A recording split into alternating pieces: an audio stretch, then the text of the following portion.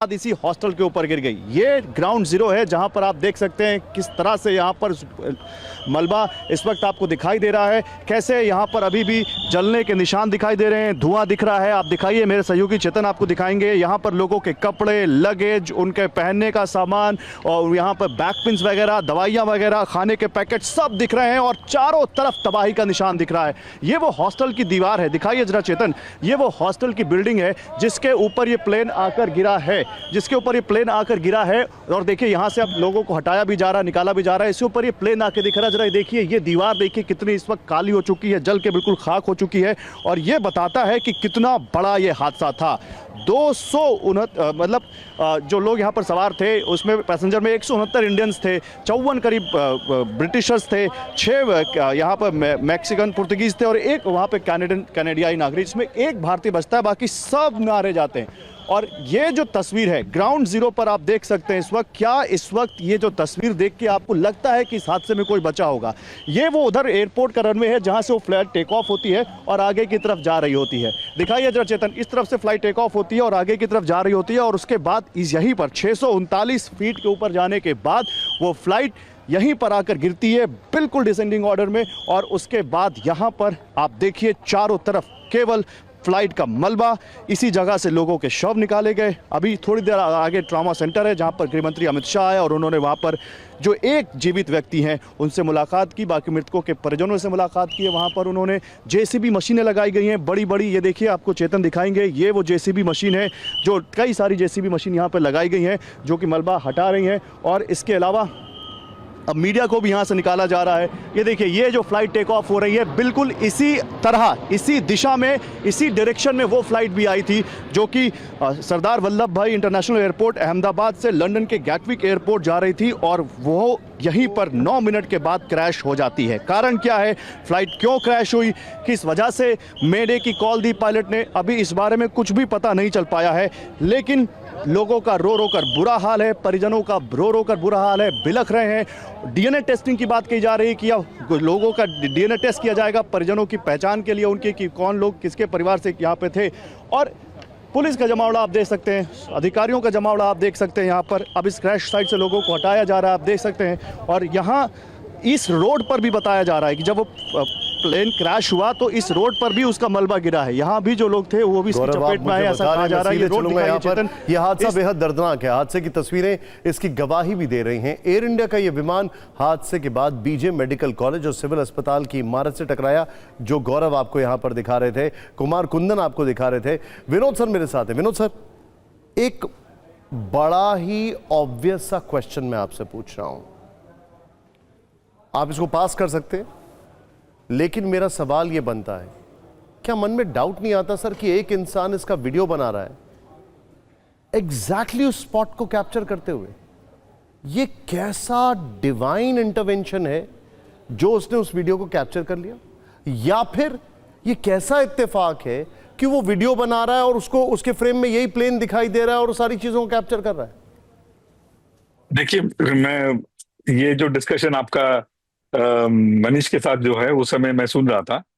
आप बंबई जाएंगे, अब बंबई में रनवे 27 जो रनवे है उस पे अगर जब जा रहे हो तो बाएं तरफ बैठिएगा अगली बार, और अपने बाएं तरफ ऊपर की ओर देखेंगे तो एक मज़ार सा है, या आई थिंक एक मॉस्क सा है, वहां पे आप देखिएगा।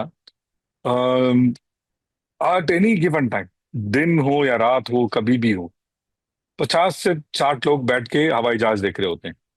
कोचीन में आप जाइए, रनवे लैंडिंग के पहले बहुत गाड़ियां खड़ी होती हैं, लोग बैठ के वीडियो ले रहे होते हैं और हवाई जहाज का टेक ऑफ लैंडिंग देख रहे होते हैं। वहां पास टाइम है हवाई जहाज को टेक ऑफ लैंडिंग देखते हुए देखना। लोग 20-20, 30-30 किलोमीटर से आते हैं, वहां आइसक्रीम की गाड़ियां लगी होती हैं, लोग आइसक्रीम खाते हैं और हवाई जहाज का टेक ऑफ लैंडिंग देखते हैं। तो ये जो टेक ऑफ लैंडिंग देखने की प्रथा, या फिर टेक ऑफ लैंडिंग को आज के जमाने में मोबाइल फोन में कैद करने की जो प्रथा है, वो हमारे देश में है ही है। कोई ऐसा एक टेक ऑफ लैंडिंग नहीं है निशांत जी जो एटलीस्ट 15 से 20 लोग उसका वीडियो नहीं ले रहे होंगे, ज्यादा ही ले रहे होंगे। तो उसमें से एक वीडियो ये फंस गया, ये बंदे ने टेक ऑफ लैंडिंग लेते हुए, इससे ज्यादा मेरे ख्याल से इसमें हमें पढ़ना नहीं चाहिए। पढ़ना as in we should not read into this, मेरा ये मानना got है, your point. क्योंकि ये clear cut case of loss of lift है। आप ये जो बता रहे हैं, loss of lift क्यों I got हुआ, ये your point. अपने आप में एक बहुत बड़ा सवाल है। मेरे को, मैं कह तो नहीं रहा हूं, लेकिन ये इलेक्ट्रिकल मैल फंक्शन तो नहीं है, ये अपने आप को मैं सवाल कर रहा हूँ। ये आप जो और बता रहे उसमें हैं, ये वीडियो का क्या कनेक्शन हो सकता है, मैथमेटिकली कॉम्बिनेशन क्या हो सकता है, ये मेरे जहन में नहीं आ रहा है। Over to you. आप जो बता रहे हैं विनोद सर, ये अपने आप में एक सवाल है and a very very valid and very poised question. लेकिन कुमार कुंदन जिनकी रिपोर्टिंग आपने देखी, गौरव जिनकी रिपोर्टिंग आपने देखी, कुमार कुंदन बड़ी डिटेल में वहां पे बता रहे हैं। कुमार, एक बार फिर से हमारे दर्शकों को बताइए, जो उस वक्त मेस में कितने लोग थे, आप जो मुझे दिखा रहे थे जब प्लेन क्रैश हुआ, जिस वक्त ये हुआ, उस हॉस्टल में उस वक्त बताया जा रहा है, जो मेरे पास इंफॉर्मेशन है, जिस वक्त ये हादसा हुआ उस वक्त भीड़ कम थी, वरना और कुछ हो सकता था।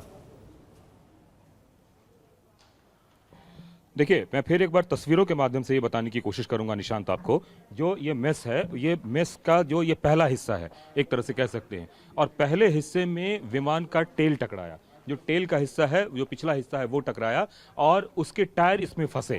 ये देखिए, आपको पहला टायर इसमें नजर आ रहा होगा, ये टायर फंसा, और इसके ठीक सामने में जो मेस है, मेस में तकरीबन आधा मेस जो है वो एक तरीके से कह सकते हैं कि खाली है, और आधा मेस भरा हुआ था।